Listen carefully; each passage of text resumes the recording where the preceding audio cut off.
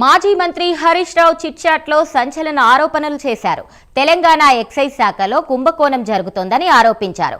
Excise శాఖలో micro brewers కు 110 అప్లికేషన్లు వచ్చాయని, అయితే 25 మందికి పర్మిషన్ ఇవ్వాలనుకుంటున్నారని హరీష్ రావు చెప్పారు. ముఖ్య నేత కోట 21, మంత్రి కోట 4 అనుమతులు ఇవ్వాలనుకుంటున్నారని, ముఖ్య నేతకు నీడగా ఉండే నేతకు 21 బ్రూవర్స్ కట్టబెడుతున్నారని అన్నారు. తిరుపతి పర్యటనలో ముఖ్య నేత వెంటే ఉన్నాడని హరీష్ రావు చెప్పారు.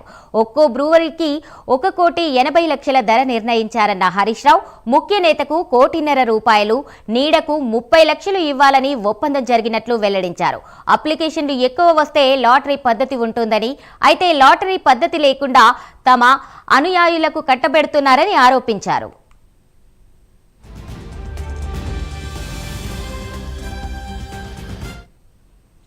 రాష్ట్ర చరిత్రలో ఎప్పుడూ లేని విధంగా లిక్కర్ సరఫరా చేసే సంస్థలకు ప్రభుత్వం 4,500 కోట్ల బకాయిలు పడిందని హరీష్ రావు అన్నారు. గతంలో ఎప్పుడూ ఇంత పెద్ద మొత్తంలో బకాయిలు లేవని, వాటాల పంపకాల తేడాతోనే పెండింగ్ బిల్లుల చెల్లింపు ఆగిపోతోందని చెప్పారు. మద్యం సరఫరాదారులు లిక్కర్ నిలిపివేస్తామని ప్రభుత్వానికి లేఖలు కూడా రాశారని వెల్లడించారు. హెలోగ్రామ్ టెండర్ వ్యవహారంలో ముఖ్య నేతకు, మంత్రికి మధ్య వివాదంలో ఒక అధికారి స్వచ్ఛంద పదవీ విరమణ చేశారని చెప్పారు.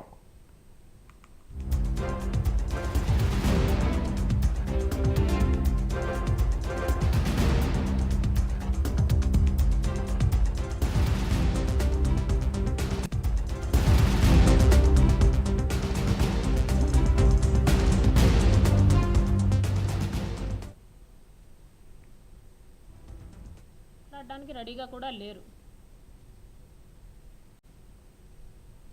కాంగ్రెస్ ప్రభుత్వం రైతుల కంటే బీరు కంపెనీలే ముఖ్యమంటోందని హరీష్ రావు ఆరోపించారు. సింగూరు ప్రాజెక్టు కింద 40,000 ఎకరాలకు క్రాప్ హాలిడే ప్రకటించారని, గణపురం ప్రాజెక్టు కింద 30,000 ఎకరాలకు క్రాప్ హాలిడే ఇచ్చారని అన్నారు. సింగూరు జలాలను మాత్రం బీరు కంపెనీలకు తరలిస్తున్నారని హరీష్ రావు ఆరోపించారు. ఇది మద్యం తయారీదారులకు కొమ్ము కాసే ప్రభుత్వమని హరీష్ రావు విమర్శలు గుప్పించారు. కాంగ్రెస్ ప్రభుత్వం రాష్ట్రాన్ని తాగుబోతుల తెలంగాణగా మార్చి మహిళల మాంగళ్యాలను తెంపుతోందని మండిపడ్డారు. గల్లీ గల్లీకి బెల్ట్ షాపులు పెంచిందని, మద్యం మీద 10,000 కోట్ల ఆదాయాన్ని పెంచుకుందని హరీష్ రావు అన్నారు.